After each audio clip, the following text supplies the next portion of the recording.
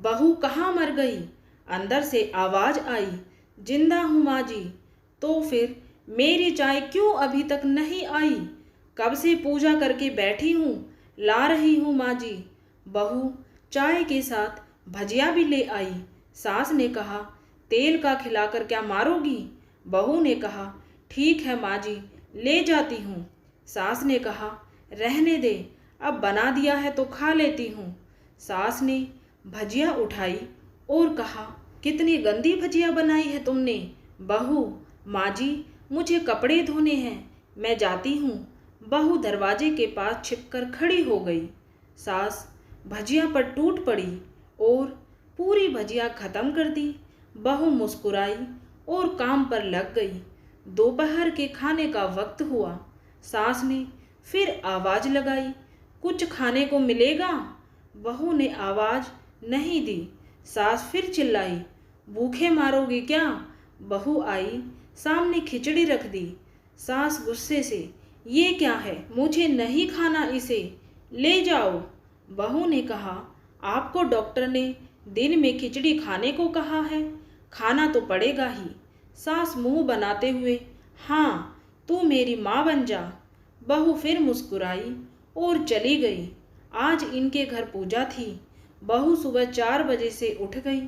पहले स्नान किया, फिर फूल लाई, माला बनाई, रसोई साफ की, पकवान और भोज बनाया। सुबह के 10 बज गए। अब सास भी उठ चुकी थी। बहू अब पंडित जी के साथ भगवान के वस्त्र तैयार कर रही थी। आज ऑफिस की छुट्टी थी। उनके पति भी घर पर थे। पूजा शुरू हुई। सास चिल्लाती, बहू ये नहीं है, वो नहीं है। बहू दौड़ी दौड़ी आती और सब करती। अब दोपहर के 3 बज गए थे। आरती की तैयारी चल रही थी। पंडित जी ने सबको आरती के लिए बुलाया और सबके हाथों में थाली दी। जैसे ही बहू ने थाली पकड़ी, थाली हाथों से गिर पड़ी। शायद भोज बनाते हुए बहू के हाथों में तेल लगा था, जिसे वो पोंछना भूल गई थी। सारे लोग तरह तरह की बातें करने लगे। कैसी बहू है, कुछ नहीं आता, एक काम भी ठीक से नहीं कर सकती, ना जाने कैसी बहू उठा लाए, एक आरती की थाली भी संभाल नहीं सकी। उसके पति भी गुस्सा हो गए, पर सास चुप रही, कुछ नहीं कहा, बस यही बोल के छोड़ दिया, सीख रही है, सब सीख जाएगी धीरे धीरे। अब सबको खाना परोसा जाने लगा। बहू दौड़ दौड़ के खाना देती, फिर पानी लाती। करीब 70-80 लोग हो गए थे। इधर 2 नौकर और बहू अकेली, फिर भी वहाँ सारा काम बहुत ही अच्छी तरीके से करती। अब उसकी सास और कुछ आस पड़ोस के लोग खाने पर बैठे। बहू ने खाना परोसना शुरू किया। सबको खाना दे दिया गया। जैसे ही पहला निवाला सास ने खाया, तुमने नमक ठीक नहीं डाला क्या? एक काम ठीक से नहीं करती, पता नहीं मेरे बाद कैसे ये घर संभालेगी। आस पड़ोस वालों को तो जानते ही हो ना, वो बस बहाना ढूंढते हैं नुक्स निकालने का। फिर वो सब शुरू हो गए, ऐसा खाना है, ऐसी बहू है, ये वो वगैरह वगैरह। दिन का खाना हो चुका था। अब बहू बर्तन साफ करने नौकरों के साथ लग गई। रात में जगराता का कार्यक्रम रखा गया था। बहू ने भी 1-2 गीत गाने के लिए स्टेज पर चढ़ी। सास जोर से चिल्लाई, मेरी नाक मत कटा देना, गाना नहीं आता तो मत गा, वापस आ जा। बहू मुस्कुराई और गाने लगी। सबने उसके गाने की तारीफ की, पर सास मुंह फुलाते हुए बोली, इससे अच्छा तो मैं गाती थी जवानी में, तुझे तो कुछ भी नहीं आता। बहू मुस्कुराई और चली गई। अब रात का खाना खिलाया जा रहा था। उसके पति के ऑफिस के दोस्त साइड में ही ड्रिंक करने लगे। उसका पति चिल्लाता, थोड़ा बर्फ लाओ, तो सास चिल्लाती, यहाँ दाल नहीं है। फिर चिल्लाता, कोल्ड ड्रिंक नहीं है, पापड़ ले आओ। इधर उधर आखिर में उसके पति की शराब गिर पड़ी उसके एक दोस्त पर और बोतल भी टूट गई। पति गुस्से में 2 झापड़ अपनी पत्नी को लगाते हुए कहता है, जाहिल कहीं की, देख कर नहीं कर सकती, तुझे इतना भी काम नहीं आता। सारे लोग देखने लगे। उसकी पत्नी रोते हुए कमरे की तरफ दौड़ी। फिर उसके दोस्तों ने कहा, क्या यार, पूरा मूड खराब कर दिया। यहाँ नहीं बुलाया होता, हम कहीं और पार्टी कर लेते। कैसी अनपढ़ गंवार बीवी ला रखी है तूने। उसे तो मेहमानों की इज्जत और काम करना तक नहीं आता। तुमने तो हमारी बेइज्जती कर दी। अब आस पड़ोस की औरतों को तो और बहाना मिल गया था।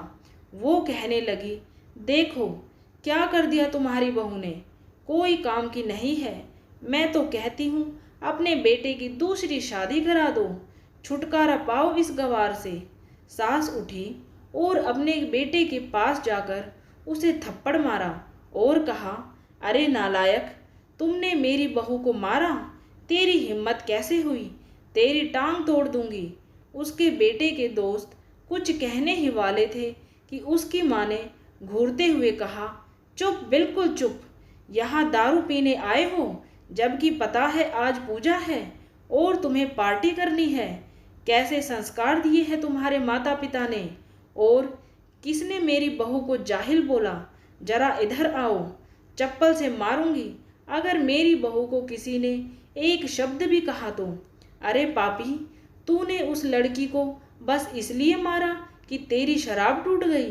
पापी, वो बच्ची सुबह 4 बजे से उठी है, घर का सारा काम कर रही है, ना सुबह से नाश्ता किया ना दिन का खाना खाया, फिर भी हंसते हुए, सबकी बातें सुनते हुए, ताने सुनते हुए घर के काम में लगी रही।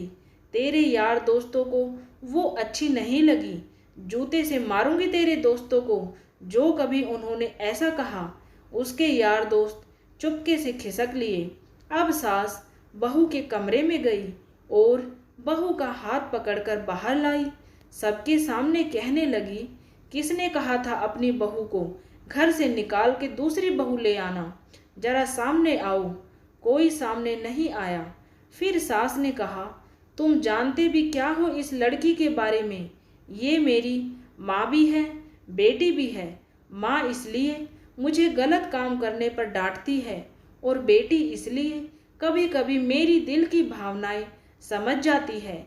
मेरी दिन रात सेवा करती है, मेरे 1000 ताने सुनती है, पर एक शब्द भी गलत नहीं कहती, ना सामने ना पीठ पीछे। और तुम कहते हो दूसरी बहू ले आऊं।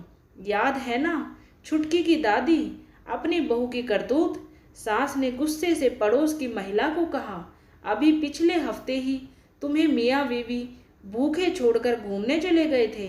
मेरी इसी बहू ने 7 दिनों तक तुम्हारे घर पर खाना पीना, यहाँ तक कि तुम्हारे पैर दबाने जाती थी, और तुम इसे जाहिल बोलती हो। जाहिल तो तुम सब हो जो कोयले और हीरे में फर्क नहीं जानते। अगर आईना मेरी बहू के बारे में किसी ने एक लफ्ज़ भी बोला तो मुझसे बुरा कोई नहीं होगा, क्योंकि ये मेरी बहू नहीं, मेरी बेटी है। बहू सिसकियाँ लेते हुए फिर कमरे में चली गई। सास ने एक प्लेट उठाई और भोजन परोसा और बहू के कमरे में खुद ले गई। सास को भोजन लाते देखा तो बहू ने कहा, अरे माँ जी, आप क्या कर रही हो, मैं खुद ले लेती। सास ने प्यार से ताना मारते हुए कहा, डर मत, इसमें जहर नहीं है, मार नहीं डालूंगी तुझे। तुझे नई सास चाहिए होगी, पर मुझे अभी भी तू ही मेरे घर की बहू चाहिए। बहू ने अपनी सास को रोते हुए गले से लगा लिया। सास भी रो दी पहली बार और कहा, चल खाना खा ले। फिर उसके आंसू पोंछते हुए बोली, अरे तू मेरी बहू नहीं, मेरी बेटी है। तो दोस्तों, उम्मीद है ये कहानी आप सभी को पसंद आई होगी। ऐसी ही कहानियाँ सुनने के लिए चैनल को सब्सक्राइब जरूर करें।